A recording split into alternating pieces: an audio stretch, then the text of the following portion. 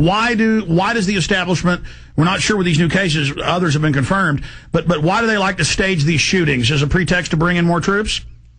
Well, Britain, under the Labour governments of Tony Blair and now Gordon Brown, Britain has gone much further down the road to a police state than the U.S. even. Part of it is that the parties are controlled top down by the parliamentary whip system.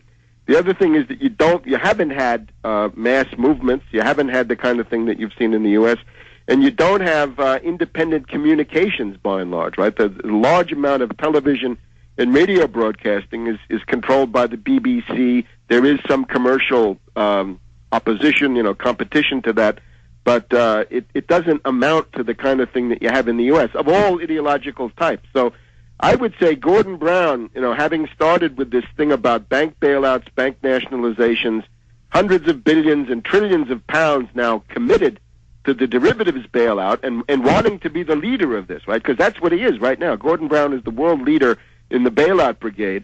I think they're tightening the screws and they're looking for pretexts for more and more police state controls inside. That's right. Peaceably, the people of Ireland are moving to kick British forces out and get true sovereignty.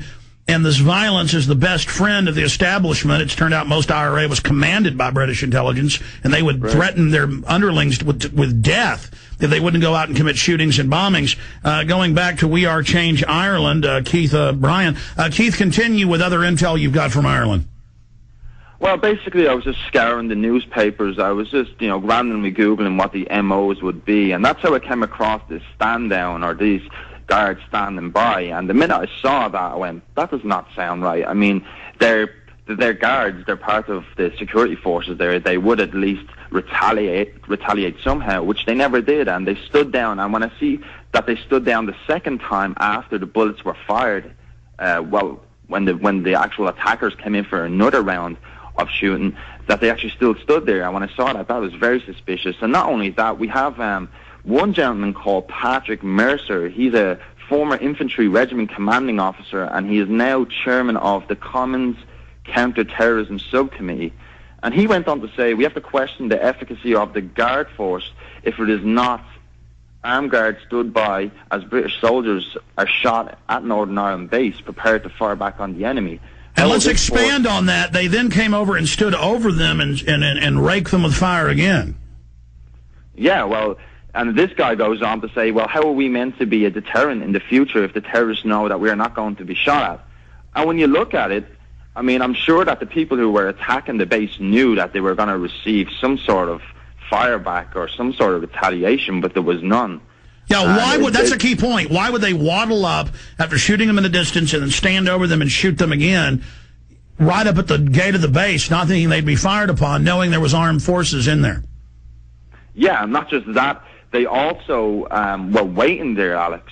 So that, I mean, I'm actually reading army reports here, and I don't know who the person is. It's coming from the Australian and various other news sources, but they're scrutinising the situation. They're saying, well, why was there no armed guards coming outside the base to collect the pizzas? That's normal protocol for people with weapons to come outside in case there was an actual attack. And there was none of that, and the security didn't do anything. And so you have these individuals just go up at random, by chance, catch these people collecting pizzas outside from Domino's, and they get sprayed with bullets. And one article goes on to say around 60 to 70 rounds were fired, so that's a substantial amount of ammunition being used against these 6 individuals, which, thank God, no more than 2 were killed. Yeah, that's 2 1/3 banana clips sprayed into them.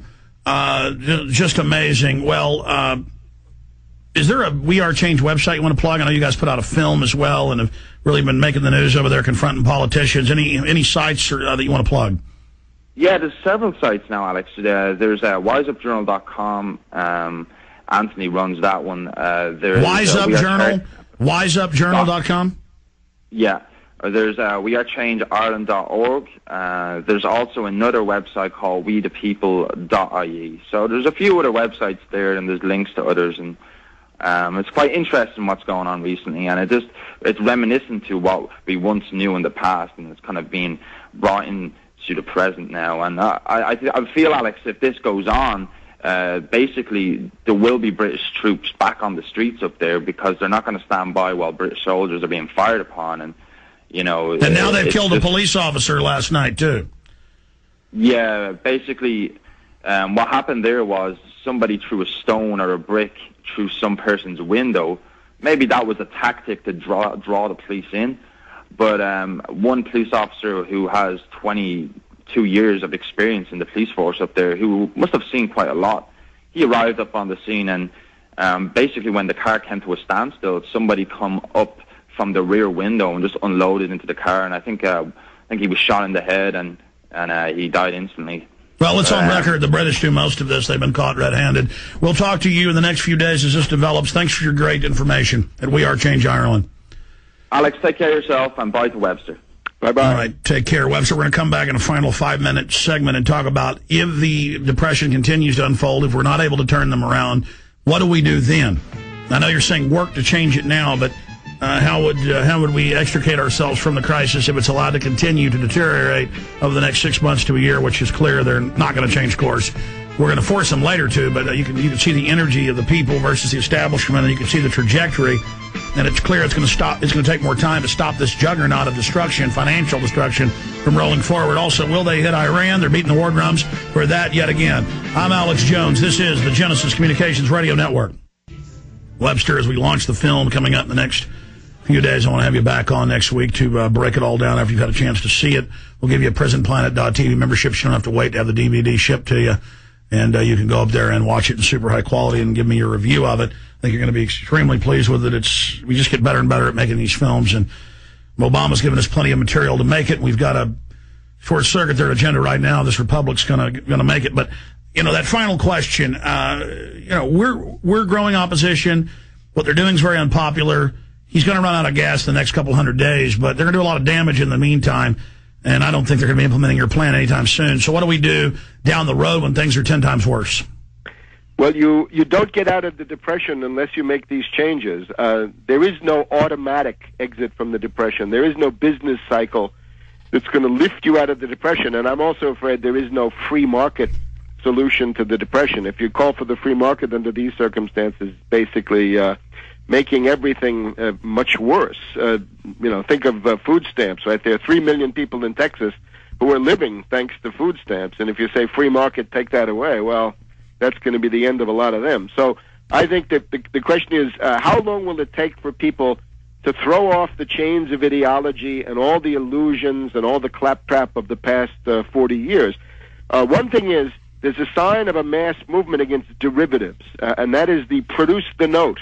It's a mass movement against derivatives and against foreclosures. It's people who are facing foreclosure. They're going to be thrown out on the street, and they say, wait a minute, you've got to produce the piece of paper that I signed. Produce the note. Produce the note. Show me the piece of paper. And they'll say, oh, no, that's been securitized and sent to London or Zurich or Tokyo. We don't have that piece of paper anymore. Well, then, then you can't foreclose. And any kind of an honest local judge who's got to get reelected will say, all right, if you don't produce the note, that's right, then the person cannot. People have already been using that for 5 years to get out of many of these phony mortgages because it all is fraud. It was sold and turned in to derivatives. And I agree with you, Webster. We're between a rock and a hard place here. And I don't think all the school of the Depression, right? The Depression is a very cruel kind of educational process, but it is a school of life. And it teaches, I think, fundamentally class consciousness, that bankers are one thing and you are something else.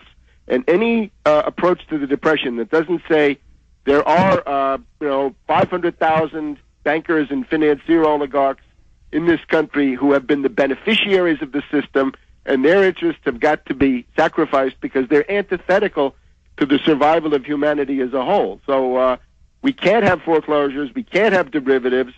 There are all kinds of things to do to stop speculation. But then you've got to get the thing going in terms of federal lending, 0% federal lending for production, and you've got to have your infrastructure programs and your science drivers. The problem is, in closing, the feds are owned by offshore banks, so any money would always be gobbled by them. Webster, we'll talk to you again in the near future. Put on capital controls and exchange controls. All right, we're out of time. Webster, thank you so much for spending time with us. Congratulations on the new film, Alex.